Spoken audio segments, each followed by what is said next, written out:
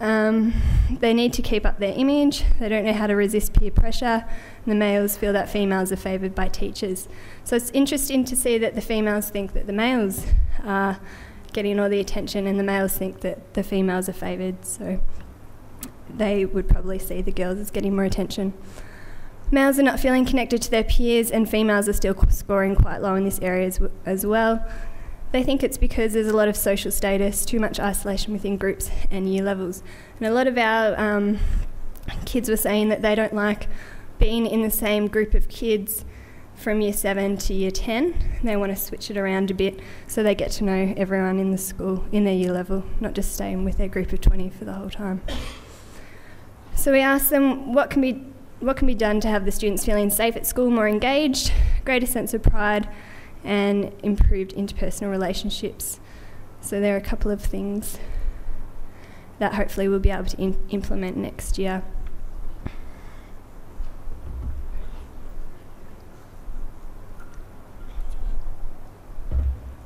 One of the big things was that we need to bring home groups back.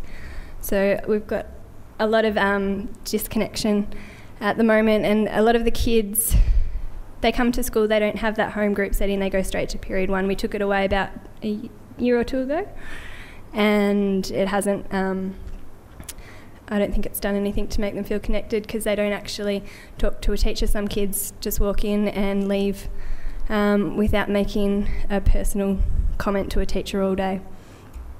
Again, the kids don't know our school motto, and we don't have any values. So there's some values that the kids came up with, and I'll talk about them in a minute. We had some meetings with the parents and friends of Macleod, and some of their problems with our school and engagement was the lack of communication, etc. So all of these again have been put into the whole school prevention statement of the policy, and we've got certain strategies to meet the needs of each one for 2010, and the policy went to council yesterday. So the policy has our values in it, and that's what we came up with, staff feedback and from the kids. So it starts with respect, and it's got responsibility, equality, strive, pride, excellent, connectedness and trust. And we'll be putting those in the classroom and referring back to rights and responsibilities there.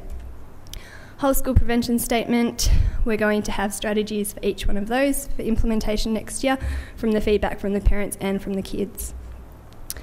Our main, I suppose, developmental management approach that we came up with was a 3-layered thing. So we've got preventative aspects, classroom management approaches, and the exit and re-entry strategies. So quickly I'll look at layer 2, which is our classroom management stage response. So firstly, we're going to have an initial response. So we name the student, remind them of appropriate behaviour. We didn't want to go in straight with a warning. We wanted to give them a chance to prove that, to kind of remind them of what they should be doing rather than telling them off for what they're not doing.